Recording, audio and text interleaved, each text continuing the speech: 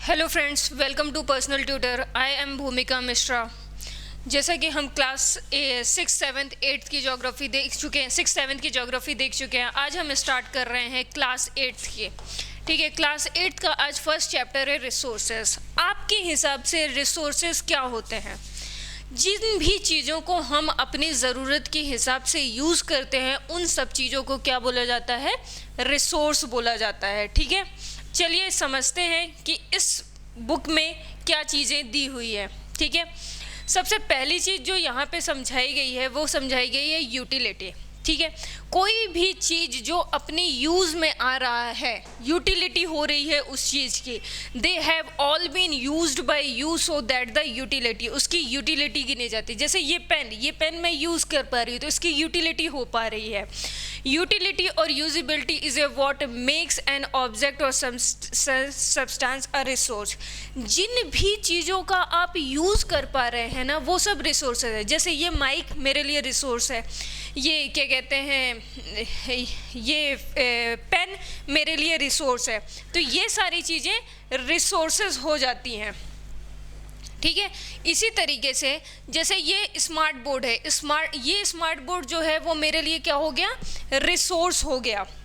ठीक है, तो इस तरीके से देखी जाती है हर चीज़ की यूटिलिटी पे डिपेंड करता है। यदि आप किसी चीज़ को यूज़ कर पा रहे हैं तो वो आपके लिए रिसोर्स है, यदि आप उस चीज़ को यूज़ नहीं कर पा रहे तो वो आपके लिए रिसोर्स नहीं है। ठीक है, अब जिन चीज़ों को यूज़ कर पा रहे हैं उसकी कोई ना कोई वैल्यू होती है। इट्स यूज़ और utility gives its value. All resources have some value. जैसे इस पेन की कोई वैल्यू होगी, इस बोर्ड की कोई वैल्यू होगी, तो हर एक रिसोर्सेज की कोई ना कोई वैल्यू होती है। ठीक है, वैल्यू का क्या मतलब होता है? वैल्यू मीन्स होता है worth. Some resources have a economic value. किसी चीज़ की इकोनॉमिक वैल्यू होगी। जैसे मैं आपको पढ़ा रही हूँ तो आप जिस चीज़ से, जैसे मोबाइल का यूज़ करके आप पढ़ पा रहे हैं तो मोबाइल की यूटिलिटी के लिए थ्रू पढ़ पा रहे हैं, मतलब मोबाइल आपके लिए रिसोर्स हुआ। तो यहाँ पे कोई इकोनॉमिक वैल्यू तो बन नहीं रही है, यहाँ पे क्या बन रही है कि आपको एक एजुकेशनल वैल्यूज़ बन रहे हैं। तो ये एक डिफरेंस आता है। ठीक है, और कुछ चीज़ों में इकोनॉमिक वैल्यू, जैसे ये पेन है, इसकी कोई ना कोई इकोनॉमिक वैल्यू होगी, मैंने किसी न किसी कुछ पैसे देकर और मार्केट से लेकर आई होंगी। तो इस तरीके से किसी की इकोनॉमिक वैल्यू बनती है। अब आते हैं रिसोर्सेज पे कि कितने टाइप के रिसोर्सेज होते हैं। देखिए, 2 टाइप के रिसोर्सेज होते हैं। एक नेचुरल रिसोर्सेज होता है और एक होता है मैन मेड। ठीक है, अब देखिए, जो रिसोर्सेज अर्थ के एटमॉस्फेयर में प्रेजेंट हैं, अर्थ में प्रेजेंट है, वो हुए नेचुरल रिसोर्सेज। और उन अर्थ में जो प्रेजेंट है रिसोर्सेज, उसको मॉडिफाई करके हम उसका यूज़ करते हैं, वो मैन मेड रिसोर्सेज होते हैं। देखते हैं, पहले देखते हैं नेचुरल रिसोर्सेज।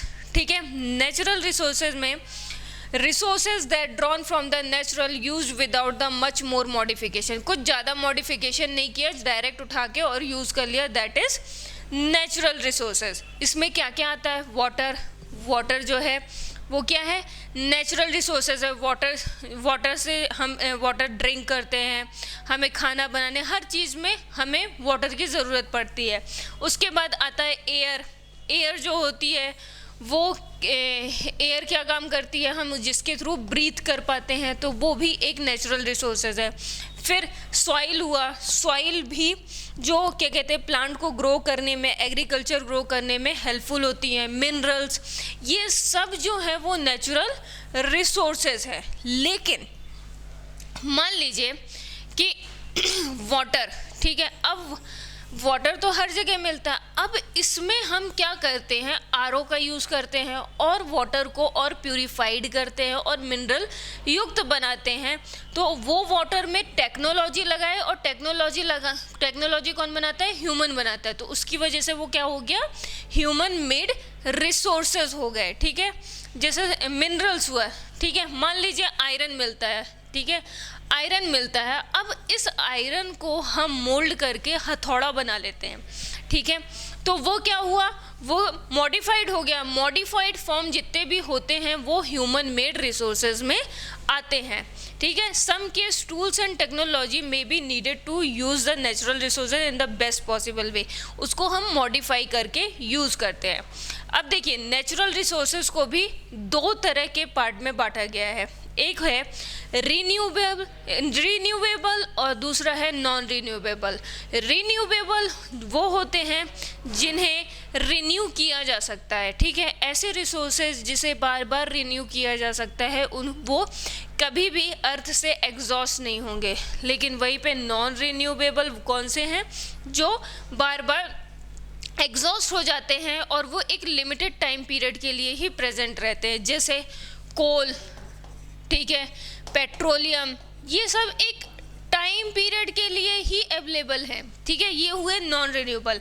अब देख लेते हैं इसकी डेफिनेशन क्या दी हुई है। रिन्यूएबल रिसोर्सेज आर दो हु गेट रिन्यूड और रिप्लेस्ड क्विकली, ठीक है। इसमें कौन कौन से आते हैं, इसमें आता है वाटर, आता है सॉइल, आता है एयर, आता है फॉरेस्ट, आता है सोलर, आता है सन एनर्जी आती है, ये सारी आती हैं रिन्यूएबल में। नॉन रिन्यूएबल में ये लिमिटेड स्टॉक के लिए होता है।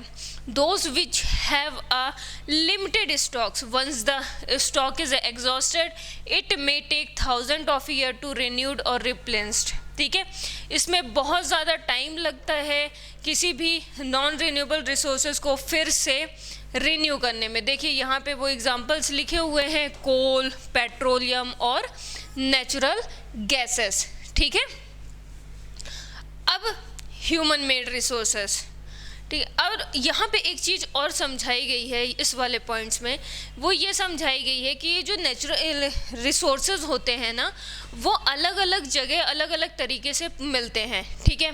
और ये क्लाइमेटिक कंडीशन कुछ चीज़ों पे डिपेंड करता है, कौन कौन सी, टेराइन्स पे, क्लाइमेटिक कंडीशन पे, एल्टीट्यूड पे, इन सब चीज़ों पे डिपेंड करता है कि किस तरीके का डिस्ट्रीब्यूशन ऑफ रिसोर्सेज होगा। जिस तरीके से आप इंडिया के साउथ में देखोगे, कर्नाटका वाली जगह में आपको गोल्ड मिलेगा, ठीक है, लेकिन रेस्ट ऑफ द इंडिया में आपको गोल्ड नहीं मिलेगा। ठीक उसी तरीके से आप मध्य प्रदेश के पन्ना में आपको डायमंड मिलेगा, लेकिन रेस्ट ऑफ द इंडिया में डायमंड नहीं मिलेगा। तो इस तरीके से डिफरेंट प्लेसेस पे डिफरेंट डिस्ट्रीब्यूशन ऑफ मिनरल्स होते हैं, ठीक है। अब आते हैं मैन मेड रिसोर्सेज में। इसमें क्या होता है, natural substance become a resources only when their original form has been change. यदि उसका ओरिजिनल फॉर्म चेंज कर दिया जाए तभी हम उसको यूज़ कर सकते हैं। जैसे आयरन ओर जो है वो डायरेक्ट रिसोर्स किया जाता है, लेकिन इंसान उसको डायरेक्टली यूज़ नहीं किया जा सकता। लेकिन कैसे यूज़ किया जा सकता है, बिल्डिंग मटेरियल्स बनाने के लिए जो रॉड्स बनते हैं वो आयरन के होते हैं, ब्रिजेस, रोड, मशीनरी, व्हीकल्स, इन सब में आयरन का यूज़ होता है। तो इस तरीके से मॉडिफाई करके हम उन रिसोर्सेज को यूज़ कर सकते हैं। कुछ ऐसे मिनरल्स जो हमें नेचुरल रिसोर्सेज तो मिलते हैं, लेकिन जब तक हम उसको मॉडिफाई नहीं करें तब तक हम उसको यूज़ नहीं कर सकते हैं। वो चीज़ बताता है ह्यूमन मेड रिसोर्सेज, ठीक है। नेक्स्ट देखते हैं, ये देखिए और भी क्या क्या चीज़ें हो सकती हैं। देखो, ह्यूमन रिसोर्सेज में वो चीज़ें भी हो सकती हैं जैसे आपका नॉलेज, आपकी स्किल, ये सारी चीज़ें भी आपकी एक तरह से रिसोर्सेज ही हैं, ठीक है। टेक्नोलॉजी, ये सब भी आपके रिसोर्सेज है। देखिए यहाँ पे बहुत अच्छी डेफिनेशन दी हुई है ह्यूमन रिसोर्सेज की। Human resources refer the number and ability. Number means quantity, ability means mental and physical of the pupil, though there is a differing viewing regarding and treatment of a human as the resources. One cannot deny the fact that it is a skill of a human, ठीक है। Skill of human से ही तो हम minerals को change करेंगे ना, तो वही चीज़ यहाँ पे लिखी है, help in the transferring the physical material into the valuable resources, ठीक है। नेक्स्ट देखते हैं। नेक्स्ट यही चीज़ यहाँ पे बताई हुई है, people are the human resources. देखो, पीपल भी ह्यूमन रिसोर्सेज है। यदि पीपल नहीं होंगे तो वो अपनी टेक्नोलॉजी को कैसे ट्रांसफॉर्म करेंगे? क्या विदाउट ह्यूमन टेक्नोलॉजी को ट्रांसफॉर्म किया जा सकता है, किसी भी चीज़ को ट्रांसफॉर्म किया जा सकता है? नहीं। तो people is the main human resources, ठीक है। उसकी एजुकेशन, हेल्थ, ये सब रिसोर्सेज हैं, ठीक है। उसकी स्किल, ये सब रिसोर्सेज हैं। अब कन्वर्जिंग रिसोर्सेज, ठीक है। अब दो तरह से कन्वर्जन होता है। हमने रिसोर्सेज की बात कर ली, बहुत अच्छे से समझ लिया हमने कि दो तरह के रिसोर्सेज होते हैं, एक नेचुरल रिसोर्सेज होता है, एक मैन मेड रिसोर्सेज होता है, ह्यूमन रिसोर्सेज होता है। और नेचुरल रिसोर्सेज भी दो तरह के होते हैं, रिन्यूएबल और नॉन रिन्यूएबल। रिन्यूएबल कौन से होते हैं?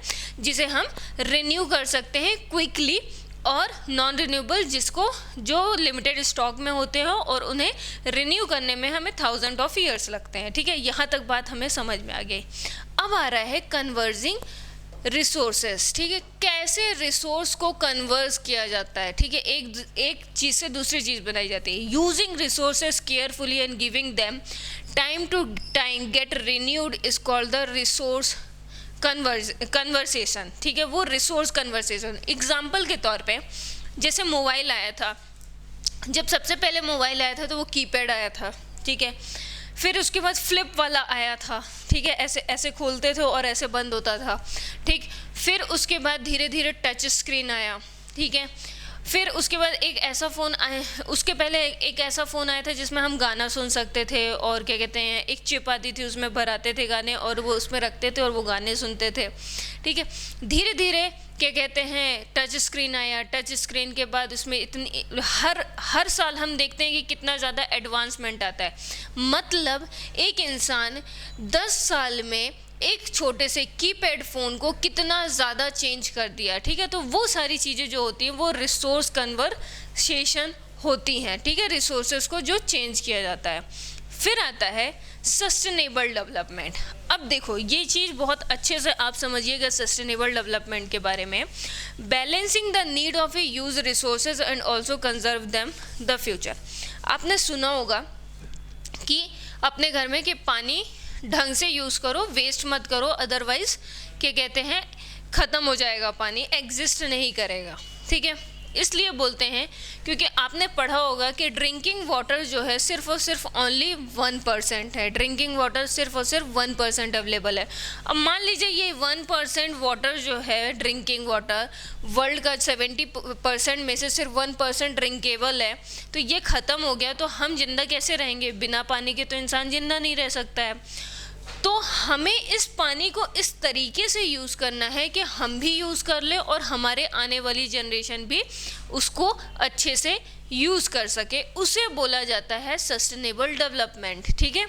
केयरफुल यूटिलाइजिंग रिसोर्सेज, बहुत केयरफुली रिसोर्सेज को यूटिलाइज करना, so that beside meeting the requirement of the present की रिक्वायरमेंट भी फुलफिल हो, also take care of the future generation, और फ्यूचर जनरेशन की भी जो रिक्वायरमेंट हो वो फुलफिल हो, ठीक है।